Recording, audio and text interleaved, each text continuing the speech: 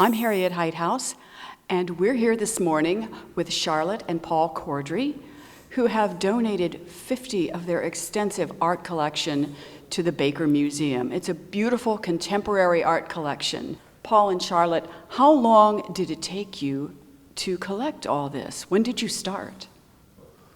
In 1968. And our first painting was bought in San Francisco. That was the start of it. And what was the first painting you bought? First painting was a guy by the name of Joseph Vasica. And Charlotte found it. We started wandering around some of the galleries in San Francisco, and she found it. So I love this piece. Why don't you come down and look at it? And it was a non-representational piece. We both loved it. And the only problem was it was $500, and we were not blessed with a lot of money at that time, so it was a stretch to buy it. We still have it, and it's in our Idaho home.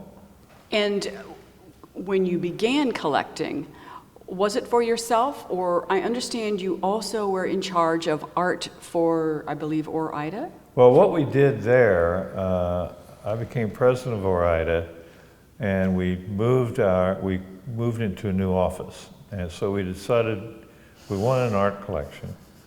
And we took a local gallery owner, who's still a great friend, a guy by the name of Dennis Ochi. And we said, Dennis, you got $35,000, which was a major amount of money for that company at that time, and fill our walls. And he did.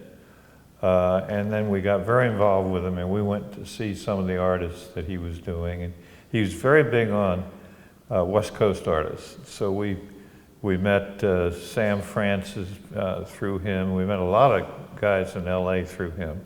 And he put together a pretty good collection.